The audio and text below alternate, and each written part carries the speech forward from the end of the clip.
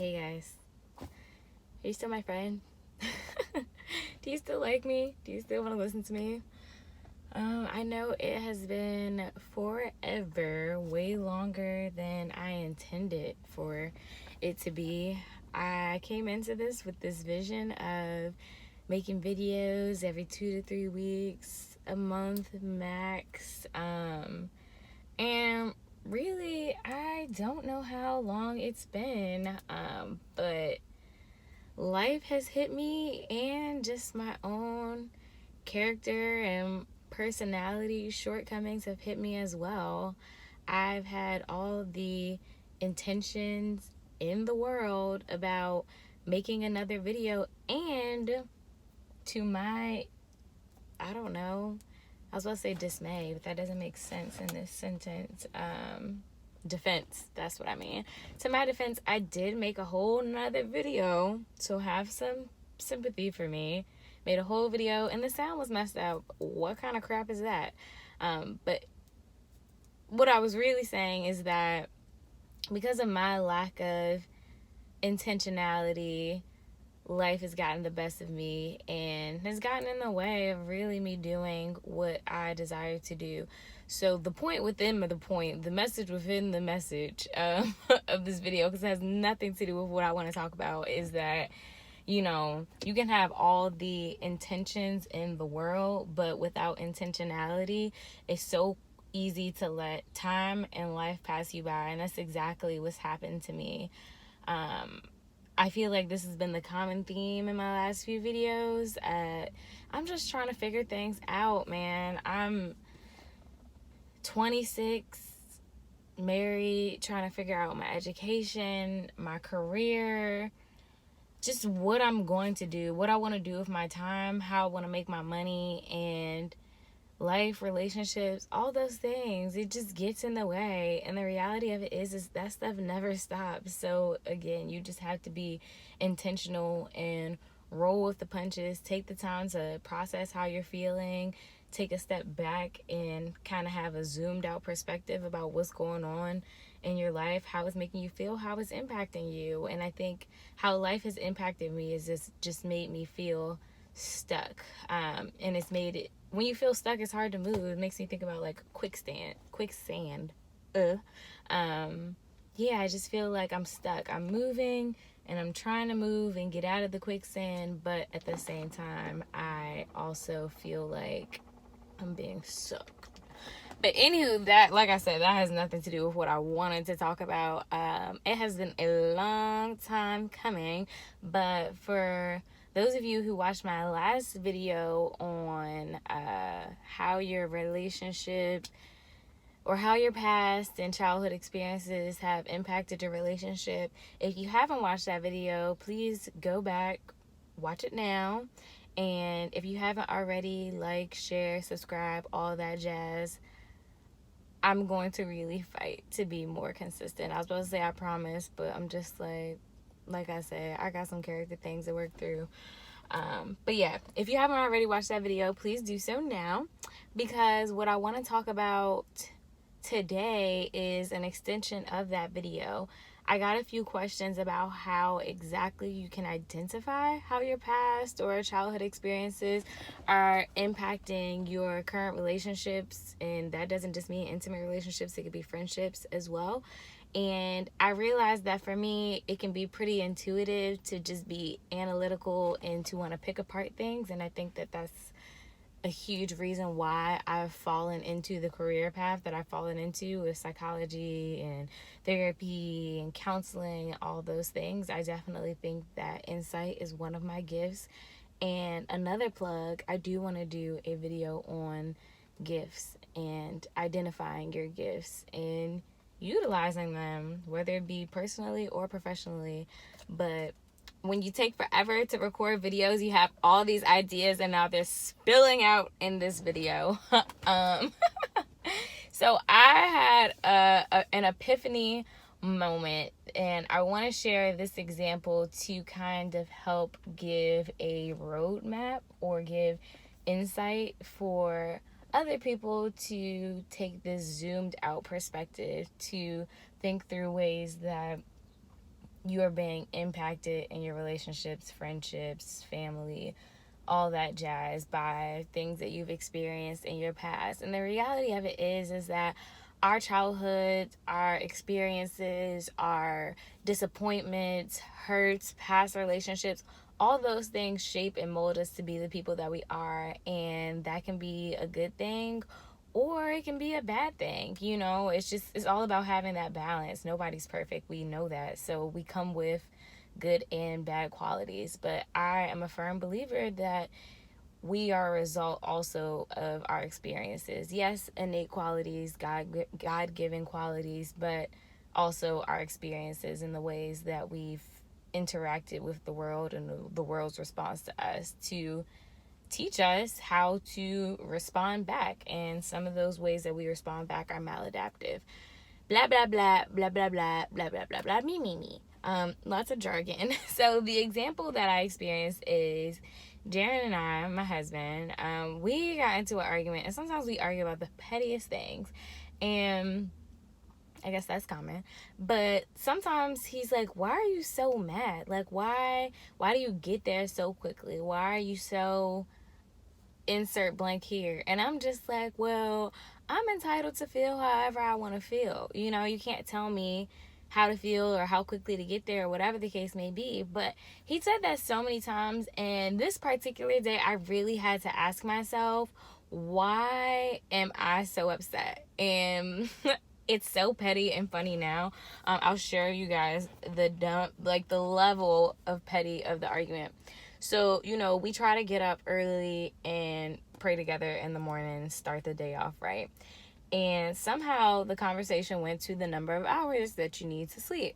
So, Darren's trying to get up at like some ungodly hour, like 3 something in the morning, because he has goals and stuff that he wants to achieve. That's totally fine. But that's your prerogative. No way that I'm doing that. And if you know me, I go to sleep early. 9:30, like clockwork, I'm getting ready for bed, got the notification on my phone and all of that. Long story short, we got into a tiff about how many hours people need to sleep and how many hours I need to sleep. And I'm like, I need more sleep than the average person. That's just what it is. You can probably imagine how the rest of the conversation went. Anyway, I got really upset. I was very annoyed. I was very frustrated. And my response, I can say, was not equivalent with the situation. And we've had a lot of instances like that. And like I said, at some point you have to ask yourself, what's the deal here? So I did just that. I'm on my way to work. I'm like huffing and puffing. And then I had to be like, Diamond, really? It's not that deep. Why are you upset? And I realized that I was upset because I felt invalidated. I'm like, I need 8 hours of sleep. And Darren's like, no, you don't. Like, you think that you need that, blah, blah, blah, blah, blah. And for me, it's very important for me to feel like I'm being heard and being listened to, that my point of view is important, whether it's right or wrong, and that I have the space to be able to communicate, and that I'm receiving like the respect and value to be able to share the things that I'm feeling or that I'm thinking. And because of my experiences, I've struggled with believing that what I have to say is important, and because of that, a lot of my life I pretty much was a people pleaser, went with the flow, did what everybody wanted to do because I didn't want to ruffle feathers. How I felt didn't matter, my opinion didn't matter, what I thought didn't matter, all those things, and I silenced myself. And now I'm at a point where you probably can't get me to stop talking. I'm at a point where I want to be vulnerable, I want to be real, I want to be unapologetic about who I am and how I feel. And it's okay if people don't agree. I just want to have the space to be able to speak. And sometimes in our relationship, any relationship, you miss each other. And Darren and I miss each other often, and that's okay. It's about growth and communication. But what's not okay is me having these unequivalent responses and almost like spazzing out. And I think that's literally the epitome of a trigger. And I think that as I introspect, look back about why I've overreacted in a lot of situations is because I feel threatened almost. I'm just getting to a place where I am telling myself how I feel matters, my opinions, my feelings, all those things. I'm acting upon that. And it's almost as if I feel threatened when anyone responds counter to that. And I think that what that tells me is that my belief isn't really on a firm foundation. And I personally think that it's one thing to know something, it's another thing to believe it. I know that it's true that my feelings and opinion matter and that I'm entitled to it. But sometimes, because of my own struggles with insecurity and self esteem, I may not always believe that. And I think that I can put pressure on Darren to validate that belief for me. That's not okay. It's okay that I want my beliefs to be respected or to be heard in spite of differences, but it's not okay that I'm putting my entire security in that belief in Darren's hands to be responsible for, and if you don't respond in that way, then now I'm on the defense or I'm on attack mode because I feel threatened or my truth feels threatened, I don't know if any of that makes sense. I'm hoping that makes sense. But yeah, so as a result of being triggered, I respond in a way that's bigger than the situation. And of course, on the outside looking in, Darren's just like, okay, like, we disagree about the hours of sleep. Why are you so upset?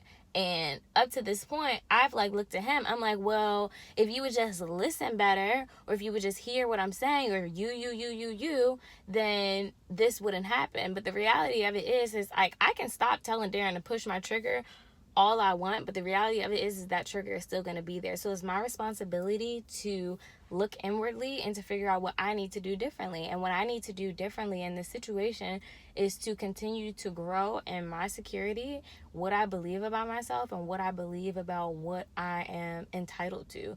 And I am entitled to respect, whether somebody gives it to me or not. That's a whole nother thing. But someone giving it to me or not does not determine my worthiness of respect, if you guys are still following me.